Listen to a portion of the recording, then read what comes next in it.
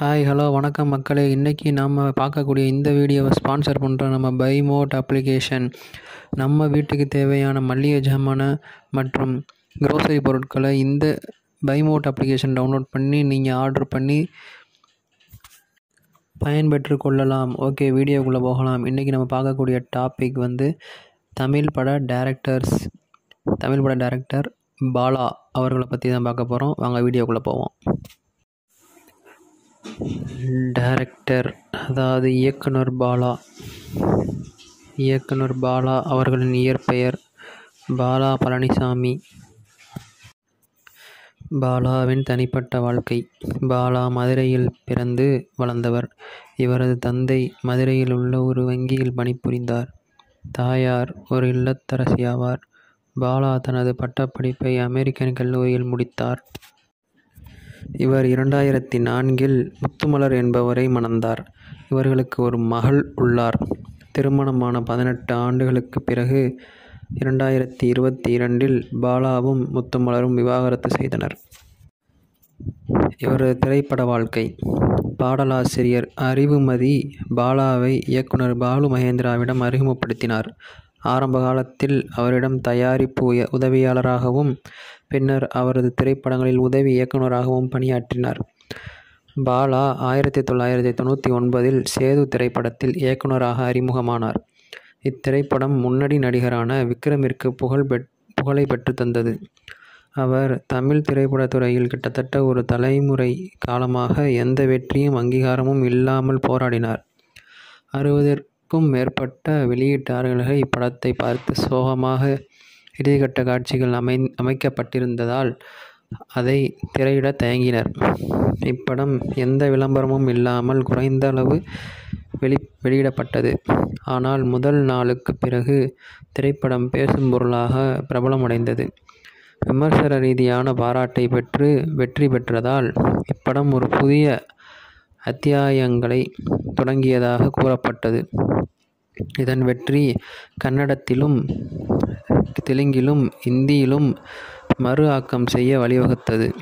பாலா அடுத்ததாக 2001இல் நந்தா என்ற திரைப்படத்தை உருவாக்கினார். இப்படம் சூர்யாவிற்கு திரைத்துறையில் ஒரு திருப்புமுனையாக அளித்தது. விக்ரம், சூர்யா இருவரும் தலா ஒரு படம் வெற்றி படத்தை வழங்கிய பிறகு பாலா இரண்டாவது முறையாக 2 நடிகர்களுடன் மீண்டும் இணைந்தார். 2 முன்னணி நடிகர்களையும் முதல் முறையாக பிதாமகன் படத்தில் ஒன்றிணைக்கச் செய்தார். பாலா படத்தின் முக்கிய கதாபாத்திரங்களை நன்றாக வடிவமைத்து படத்தில் உள்ள திருப்பங்களால் ரசிகர்களை கவர்ந்தார்.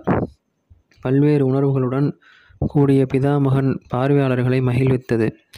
திரைப்படம் நீண்ட காலமாக ரசிகர்களின் நினைவில் இருக்க இயக்குனர் உணர்வுபூர்வமான இறுதி காட்சியை வழங்கினார். 56வது தேசிய திரைப்பட விருதுகளின் நடுவர் குழுவின் தலைவரான சாஜி என் கருண் இவ்வாறு கூறியிருந்தார். பாலா பல வகைகளில் தனித்துவமானவர். தமிழ் திரைப்படங்களில் குணாதிசயங்களை அவர் மாற்றியமைத்த விதம் பாராட்டுக்குரியது என்று புகழப்பெற்றார். 2009இல் ஆர்யா, பூஜா, உமா சங்கர் நடித்த நான் கடவுள் சிறந்த இயக்கத்திற்கான முதல் தேசிய திரைப்பட விருதை வென்றது. 2011இல் ஆர்யா, விஷால் ஆகியோர் நகைச்சுவையான அவன் இவன் படத்தில் முக்கிய வேடங்களில் நடித்தனர். 2013இல் பரதேசி என்ற திரைப்படத்தை பாலா தயாரித்துள்ளார். இப்படத்தில் அதர்வாவின் பக்கத்து வீட்டுக்காரர் போல் தோற்றம். கிட்டத்தட்ட ஒரு பழங்கால வாழ்க்கையான நவீனமற்ற கிராமத்தவர்கள் சவாலான வாழ்க்கையை முன்னெடுத்துச் சொல்வதாக இந்த படம் அமைந்தது. 2016இல் தாரை தப்பட்டையுடன் ஒட்டுமொத்த நிகழ்வுகளும் சிறந்த தரம் வாய்ந்ததாகவும் தொழில்நுட்ப சிறப்புகளுடனும் இருந்தது. 2018இல் நாச்சியார் என்ற திரைப்படத்தை ஜோதிகா தலைப்பு பாத்திரத்தில் நடித்தார். அதே நேரத்தில் ஜிவி பிரகாஷ் குமாரும் புதுமுக நடிகை இவானாவும் துணை கதாபாத்திரங்களில் நடித்தனர். 2020இல் காதல் நாடக திரைப்படமான வர்மா சர்ச்சைகளால் ஏமாற்றமடைந்தது. அடுத்ததாக 2025இல் வணங்கான் படம் நடிகர் அருண் விஜய் அவர்களை ஹீரோவாக கொண்டு வெளியிடப்பட்டு சிறப்பாக ஓடிக்கொண்டிருக்கிறது.